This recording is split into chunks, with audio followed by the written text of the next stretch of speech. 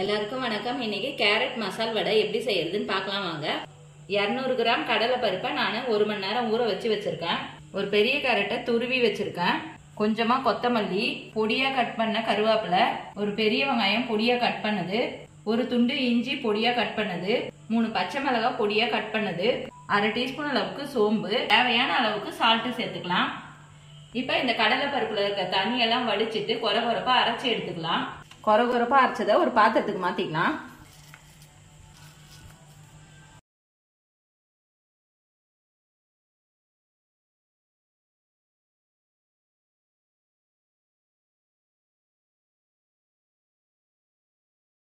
இது எல்லாத்தையும் நல்லா கலந்துடலாம்.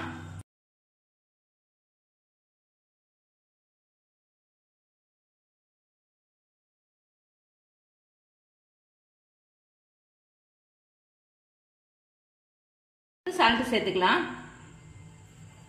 எண்ணெய் ஊற்றி மிதமான சூட்டில் வச்சிருக்கேன்.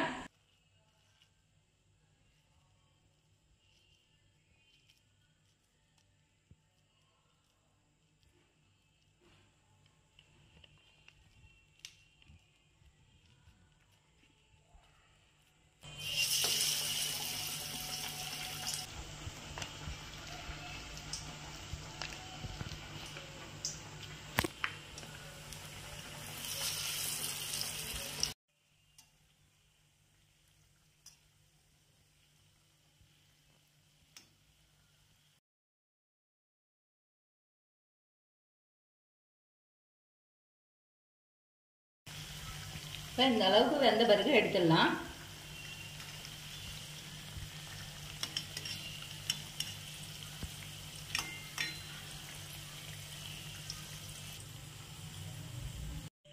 ஹெல்தியான இந்த கேரட் வடையை நீங்களும் செஞ்சு பாருங்க. செஞ்சு பார்த்துட்டு எப்படி இருந்துச்சுன்னு சொல்லுங்க. லைக் பண்ணுங்க, ஷேர் பண்ணுங்க, கமெண்ட் பண்ணுங்க, சப்ஸ்கிரைப் பண்ணுங்க.